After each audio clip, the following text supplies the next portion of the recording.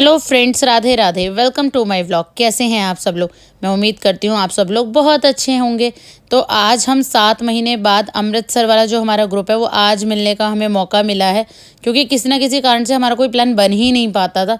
तो फाइनली अमनप्रीत ने डिसाइड किया कि तुम सब मेरे घर आ जाओ। ना कोई गर्मी का बहाना चलेगा ना बच्चों का, और गर्मी से भी बचेंगे और बच्चों को भी ले आना, तो हम वहाँ पे फुल ऑन एंजॉय करेंगे। तो मेरी ड्यूटी में आया था ये मग बनवाने का, तो सबने अपना अपना काम बांट लिया था। हम छोटा सा टोकन ऑफ लव लेके पहुंचेंगे अमन के घर। वहाँ वो हमारा बेसब्री से इंतज़ार कर रही है लंच के लिए। तो चलिए फटाफट चलते हैं लाजपत नगर और अमन के घर। और देखिए, सच बताऊं, अमन के घर में यहाँ पहुँच तो गई, बट मैंने ज़्यादा व्लॉग नहीं बनाया क्योंकि उन्हें पसंद नहीं है पर्सनली इतना व्लॉगिंग वगैरह। तो जाते उन्होंने हमारे लिए लंच और स्नैक्स रेडी रखे थे, हमने वो खाए। और देखिए बच्चे अपना यहाँ एंजॉय कर रहे हैं।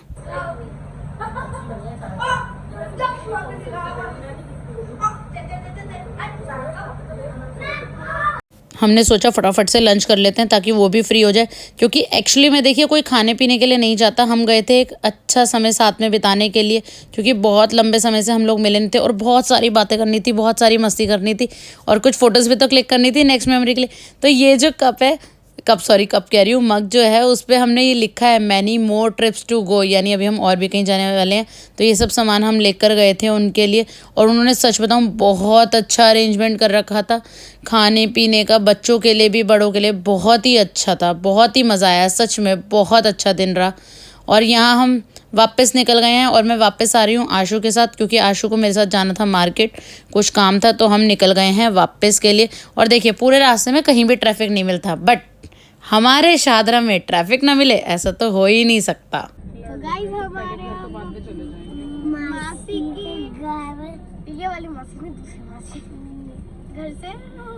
घर से ये वाली मासी के घर जा रहे हैं। हम अपने घर से हम दूसरे घर के, अब दूसरे घर जाएंगे, उसके बाद अपने घर जाएंगे, हम 2 घर जाएंगे।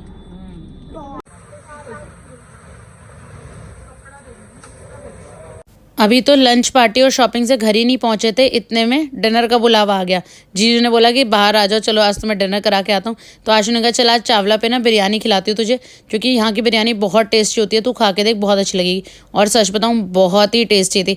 और अभी हम बिरयानी एंजॉय कर ही रहे थे, इतने में दीपिका को कॉल आ गया कि तुम लोग अभी यहाँ मेरे घर के पास ही हो, अब यहाँ होके जाना, आइसक्रीम वगैरह हम यहीं एंजॉय करेंगे। तो हमने कहा चल देखते हैं, अभी बनेगा प्लान तो आ जाएंगे। पर उसने इतना फोर्स किया तो हम पहुँच गए उसके बाद रात को दीपिका के घर। दोनों को छोड़ देंगे। दीपिका के घर के बाहर ना बहुत अच्छी ठंडी ठंडी हवा चल रही थी और सच में मौसम बहुत अच्छा हो गया था, इसलिए हमारे ना घर के अंदर जाने का मन ही नहीं कर रहा था। मन कर रहा था बाहर खड़े हो और खूब सारी बातें की बाहर खड़े हो गई, और अंदर तो बस ये 2-4 फोटो ही क्लिक करी है। मुझे लग रहा है हम लोग पूरे टाइम बाहर खड़े रहते। अब चलिए चलते हैं घर। रात के 1:30 बज चुके हैं और देखिए यहाँ विवान तो सो भी गया और विवान के पापा हमारे घर पर वेट कर रहे होंगे। चलो चलते हैं घर। अब हो गई है सुबह, तो सुबह मैंने सोचा आपको ये रिटर्न गिफ्ट दिखा दूँ। तो ये विवान को दीपिका ने दिए थे, उसने बच्चों के लिए मंगा के रखे थे ऑलरेडी।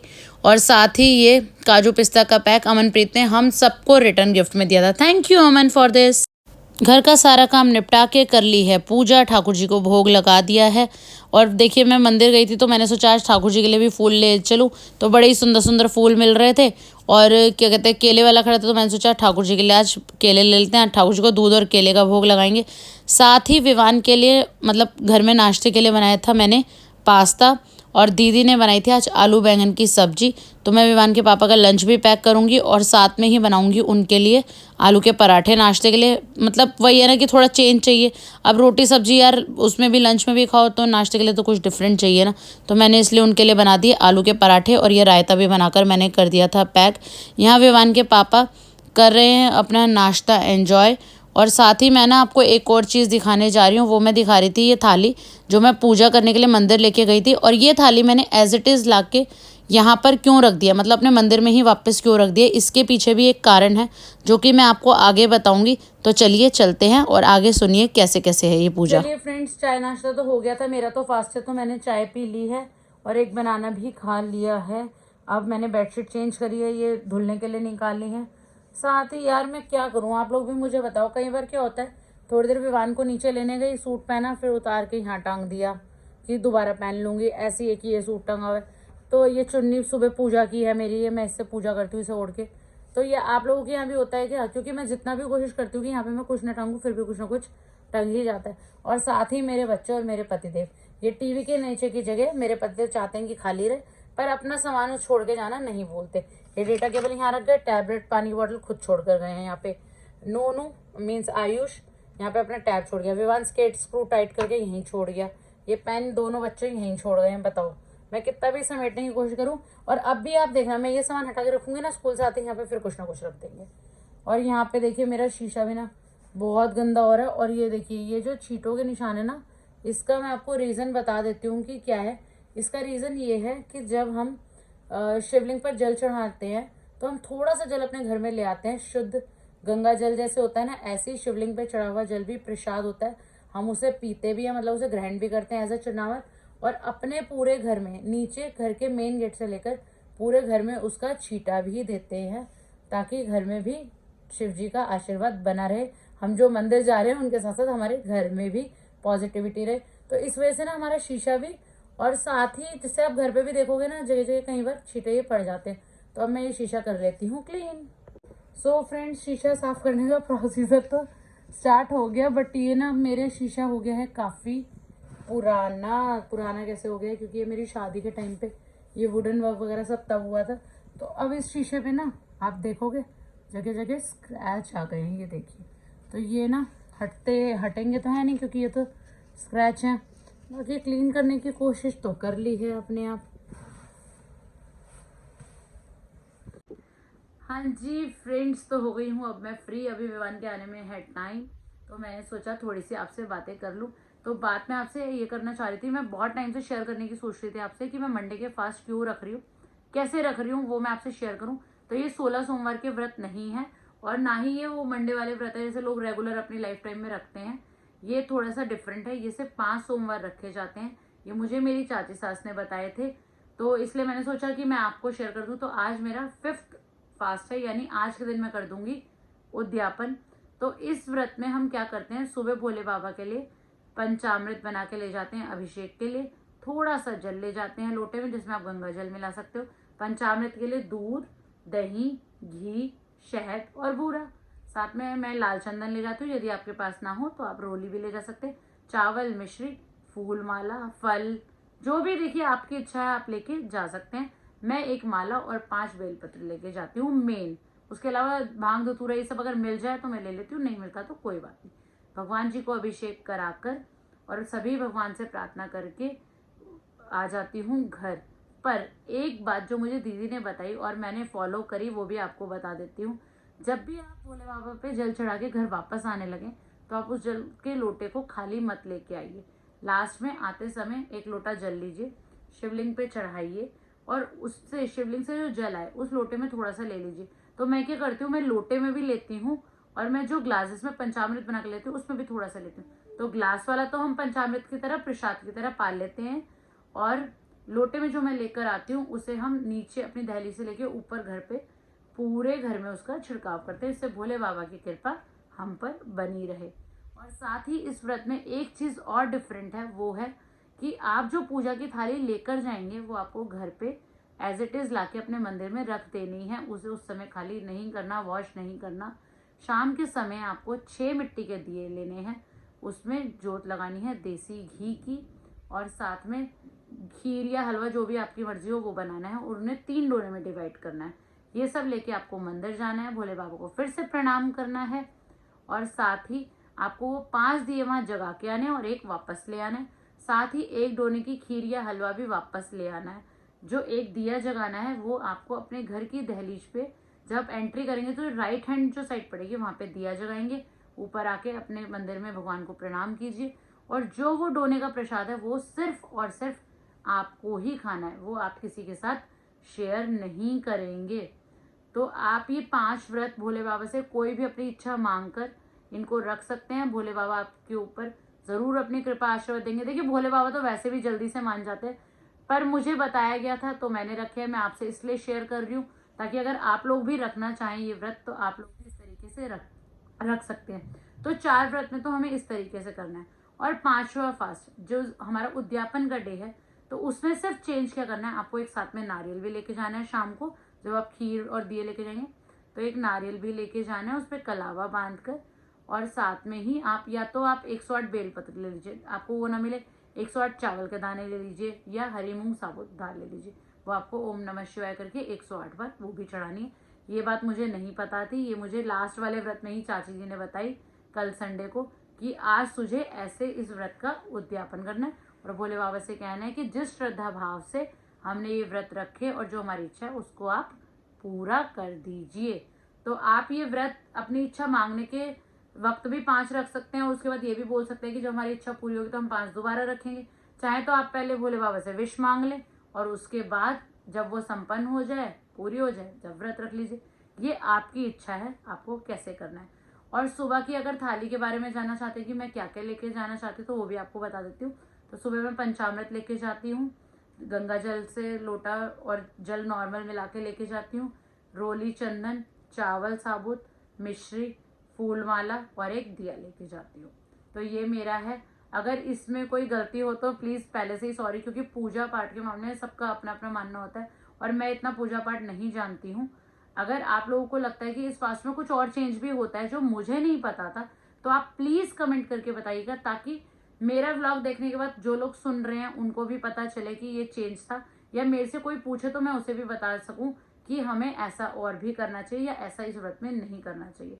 हाँ जी फ्रेंड्स, तो मैंने सोचा था कि मैं दिन में भी व्लॉगिंग करूंगी, कुछ बढ़िया सा आपको दिखाऊंगी, पर यार क्या करूं, दिन ही ऐसे हो गए, घर में सब ना ऐसे सुस्त हुए पड़े, सबका बस यही काम हो रहा है, बनाओ खाओ। अब खाओ भी क्या, अपने रूम में ले जाओ, खाओ और सो जाओ, फिर उठो, फिर कुछ बनाओ खाओ। और पहले ना नेहा आ जाती थी शाम को, तो हम 1-2 घंटे गपशप मार लेते थे, और बच्चों का स्कूल था तो एक रूटीन बना हुआ था, वो स्कूल का रूटीन भी नहीं है। बच्चे कब उठ रहे हैं कब सो रहे हैं कुछ पता नहीं चल रहा। और सच बताऊं, विवान का तो फिर भी ठीक है कि समर कैंप है, वो सुबह अपने स्कूल टाइम पे चला जाता है, 9 बजे तक घर वापस आता है, एटलीस्ट टाइम पे उठ के नहा धो तो लेता है, रेडी तो हो जाता है। नहीं तो बच्चों का पता है नहाने धोने का भी कोई रूटीन नहीं होता।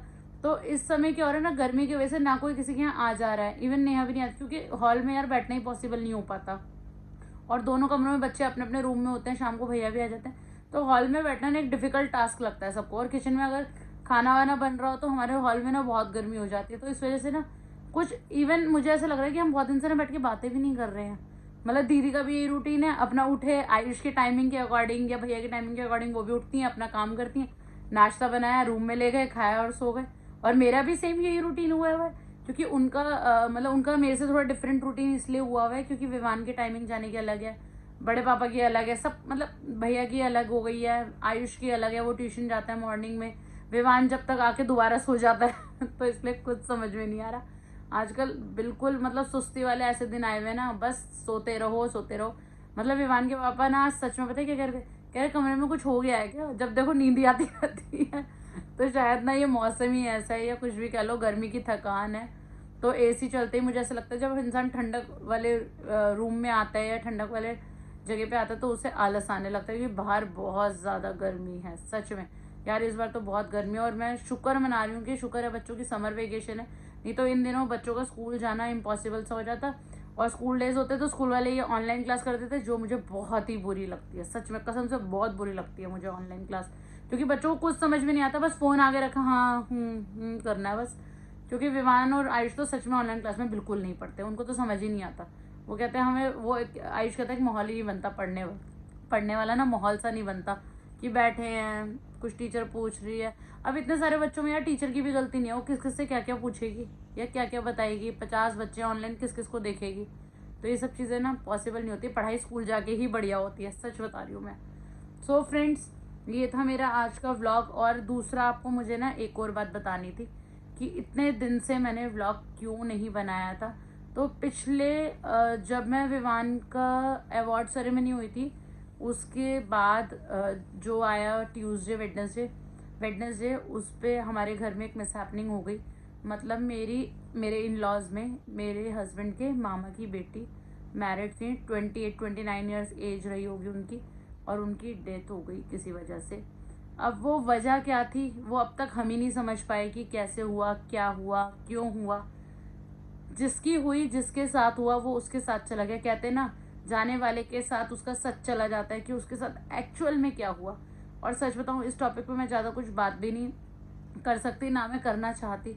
तो फैमिली में क्या था कि हफ्ता 10 दिन ना बहुत ही मतलब एक ऐसा माहौल था, मूड बहुत अपसेट था यार। छोटे छोटे बच्चे हैं उनके, 5 साल की बेटी है, 4 साल का बेटा है, क्या एज है पता नहीं, भगवान जाने। भगवान ने भी मतलब क्या सोच रखा था उनके लिए, या जिन्होंने उनके साथ ऐसा कुछ किया या उन्होंने खुद कर लिया, वटेवर जो भी था।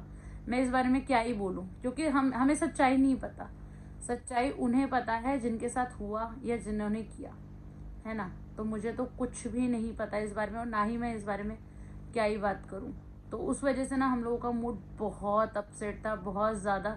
उन दीदी ने अनमैरिड लाइफ में भी बहुत स्ट्रगल किया था, और अब आफ्टर मैरिज हम सोचते हैं कि इंसान को एक अच्छी लाइफ इस टाइम पे भी तो मिले। और तो सब कुछ अच्छा चल रहा था, अब अचानक पता नहीं क्या हो गया, या पहले से ही कुछ था, कुछ नहीं पता। इस मामले में हम लोग बिल्कुल ब्लैंक है, हमें कुछ भी नहीं पता क्या हुआ। बस हमें इतना पता है कि वो अब हमारे साथ नहीं है। बस यही था मेरा फ्रेंड्स आज का व्लॉग।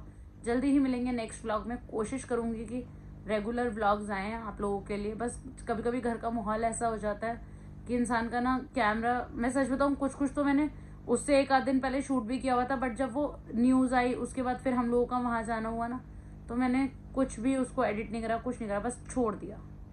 तो जल्दी ही कोशिश करूँगी कि टाइम पे आपको व्लॉग्स मिलते रहें। अगर आपको मेरे व्लॉग्स अच्छे लगते हैं, हमारी फैमिली के व्लॉग्स आपको अच्छे लगते हैं, तो व्लॉग्स को लाइक कीजिए, शेयर कीजिए अपने फ्रेंड्स के साथ, और कमेंट ज़रूर कीजिए। और अगर आप मेरे चैनल पे नए हैं तो चैनल को सब्सक्राइब करना बिल्कुल भी मत भूलिएगा। मिलते हैं जल्दी ही नेक्स्ट व्लॉग में। Bye bye, take care guys.